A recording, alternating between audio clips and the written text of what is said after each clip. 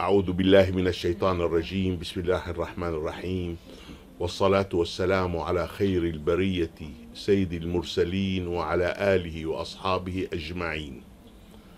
Amma ba'd.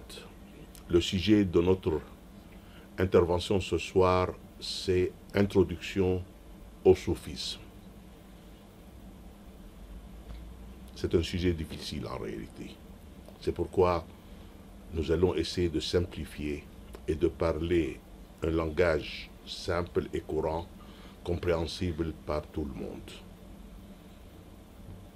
Imaginez que vous décriviez à quelqu'un le miel qu'il n'a jamais vu et n'a jamais goûté. Vous pouvez faire des paroles, des discours, des phrases. Ça ne remplace pas un petit geste de goûter le miel. Et vous le saurez, c'est quoi le miel? Le soufisme, c'est un océan, sans rivage et sans fond. Vous entendez parler du soufisme? Vous avez entendu parler de l'océan. Vous êtes sur une montagne, vous regardez l'océan, vous voyez pour la première fois l'océan. Vous avancez, vous vous mouillez, vous entrez dedans, vous décidez de vous plonger et de nager dedans. Le moment que vous réalisez que cet océan n'a pas de fond et n'a pas de rivage, c'est le début de la sagesse. C'est quoi le soufisme? Tous les soufis vous disent c'est le véritable islam. Pourquoi? Parce que on essaye de établir l'équilibre entre le monde visible et le monde invisible. Nous vivons dans un monde visible, on le comprend. Il y a des lois, il y a une charia, il y a des règles, mais il y a un monde invisible. Rabbuna Jalla wa Ta'ala, on ne l'a jamais vu, donc il faut y croire. C'est du monde invisible. Les anges, le prophète on ne l'a pas vu, mais on sait qu'il a existé et qu'il est là. Donc, il faut croire dans le monde invisible. Donc, il faut maintenir l'équilibre entre dunya et l'akhira aussi. Il faut respecter et appliquer les règles de l'islam extérieur. Et il faut travailler pour nettoyer son âme, tazkiyatun nafs de l'intérieur. Ça ne suffit pas d'appliquer les 5 piliers, il faut travailler son âme de l'intérieur et la nettoyer.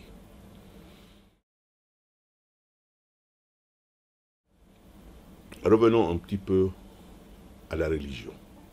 C'est quoi la base d'une religion? Usul al-Din, dans le Sharia al-Islamia, dans la loi de l'islam, est composé de 3 piliers. Sinon, vous n'avez pas de religion. Il faut croire que Dieu est unique, il existe et il est unique. S'il n'existe pas, on ne parle pas. S'il n'est pas unique, tu crois qu'il y a plusieurs dieux, on ne parle pas. Donc, il existe, il est unique. Le cerveau humain est incapable de concevoir Dieu. Donc, le dinu munzal, la religion est révélée. Il faut que Allah Jalla wa Ta'ala confie à un être humain qui s'appelle prophète de expliquer de quoi s'agit-il. Si tu n'as pas entendu cette version, si tu n'as pas reçu cette version d'un prophète ou de quelqu'un qui l'a reçu d'un prophète, tu es incapable de concevoir Dieu d'une façon correcte. L'exemple le plus flagrant, c'est les anciens Grecs. Ils ont imaginé un monde complètement bidon, fictif, coloré, compliqué, fantastique. Zeus, Olympe, Minerve, Mars, des demi-dieux, des demi-animaux, demi-êtres humains, tout ça fantastique et bidon, et complètement faux. Donc, il ne faut pas que le cerveau humain invente l'image de Dieu. Il faut croire dans un prophète. Allah a envoyé à l'humanité, Jalla wa ta'ala, 124 000 prophètes et 313 prophètes messagers. Naba, c'est informer. Il est là pour informer les êtres humains que Dieu, Allah Jalla wa ta'ala, existe et il faut l'adorer. C'est tout. Messagers, les 313, ils ont un pouvoir législatif.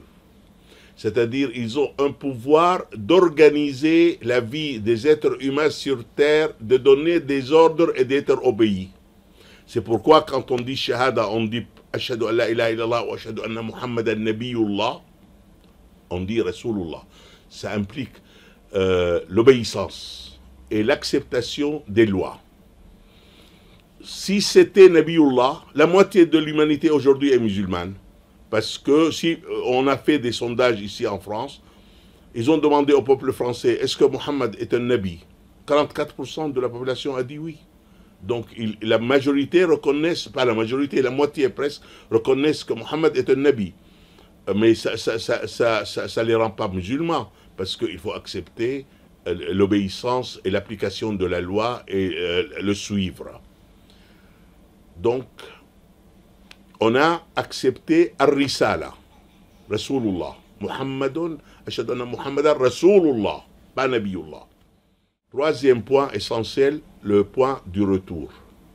Nous allons mourir, nous allons revenir à notre Créateur, il va nous demander des comptes, il va nous condamner à aller, Inch'Allah, au paradis ou, al-iyazu billah, en enfer. Donc, si vous avez ces trois points, vous avez une religion. Donc, on est musulman. La foi, ça n'a rien à voir dedans. La foi n'est pas une condition. Mais on devient croyant. Donc, la foi entre au cœur. Al-iman billahi wa malaikatihi wa kutubihi wa rusulihi wal yawmil akhir wal qadr khair wa sharr. Il faut croire que Dieu véritablement existe. Il a des anges. Il a des livres sacrés, il a des prophètes, des messagers, le jour du jugement dernier, la prédestinée. Si ces notions entrent dans le cœur, vous êtes devenu croyant.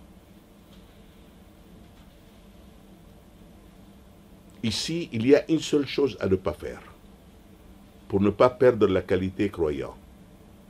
Il ne faut jamais mentir. Parce qu'ils ont demandé au prophète sallam, est-ce qu'un croyant peut voler? Il a dit il peut.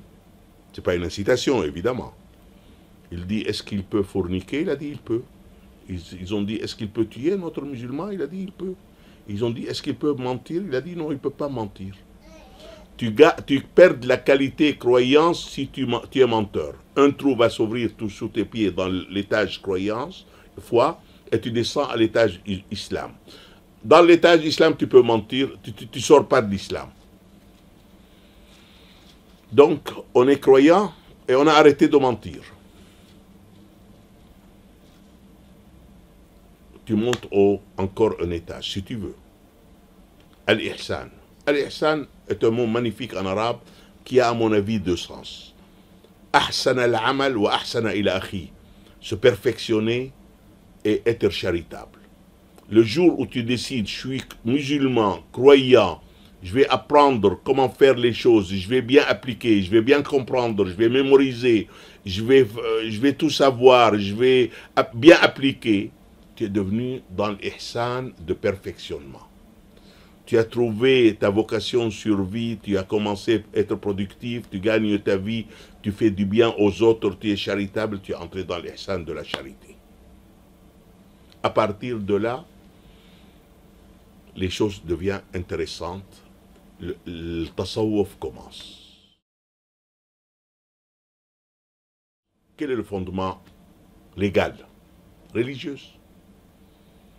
Dans le Coran al-Karim, فَمَنْ شَاءَ اتَّخَذَ إِلَى رَبِّهِ سَبِيلًا. Celui qui veut prend un chemin qui l'approche de Dieu, qui le rapproche de Dieu.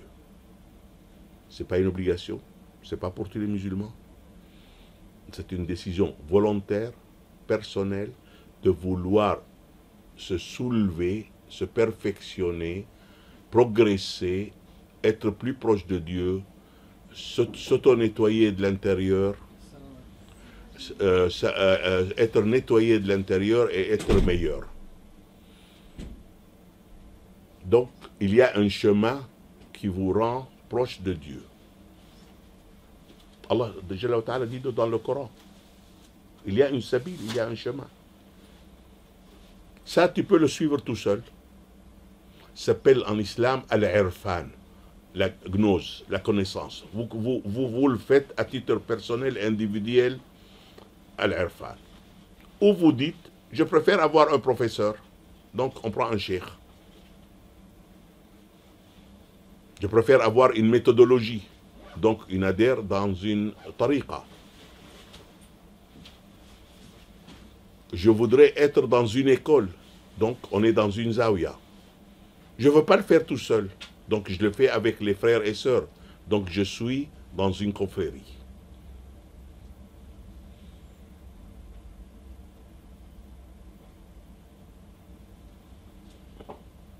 Vous faites, c'est un travail qui dure pour la vie.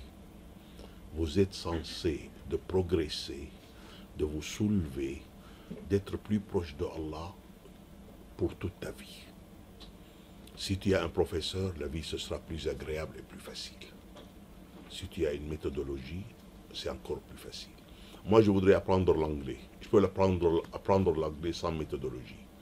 Mais si je dis, je vais regarder BBC, Cambridge, Oxford, Assimil, et je vais choisir une méthodologie et je vais l'appliquer, je vais apprendre mieux l'anglais. Donc, il faut mieux avoir une méthodologie. Je peux apprendre l'anglais sans professeur, mais je préfère, dans le tasawwuf, avoir un cheikh et un professeur. Donc, c'est plus facile et c'est plus agréable d'être dans une école qui s'appelle Zawiya et d'avoir des confrères et consoeurs avec moi, ça veut dire plus agréable. On est un travail collectif, on est cordé. Vous savez bien que notre salut, nous les musulmans, n'est pas un salut individuel, mais un salut collectif. Parce que quand tu récites le Fatiha, tu ne dis pas « Ehdini », guide-moi, tu dis « Ehdina », guidez-nous. Iyaka nasta'in, c'est toi que nous demandons de l'aide. Pas aide-moi et je m'en fous des autres. Aidez-nous. Aide-nous. Et je me suis une fois, pour terminer cette partie, pourquoi on s'adresse à Allah avec tu et pas vous? Ben, la réponse est simple. Parce que si vous dites vous, ça peut être plusieurs et c'est pas logique, et c'est pas poli, et c'est pas agréable. Donc on s'adresse à lui par tu et pas par vous. C'est pas par irrespect, mais c'est par bonne foi. Notre prochaine intervention, ce sera sur introduction al-Tariqa al-Naqshbandiya. Donc on va parler, on a parlé du tasawwuf en général, mais on va parler maintenant de Tariqa al-Naqshbandiya. Jazakumullahu khair, wassalamu alaikum wa rahmatullah, subhana rabbika rabbil izzati amma yasifun, wa salamun ala al-mursalin, walhamdulillahi rabbil alamin, Fatiha.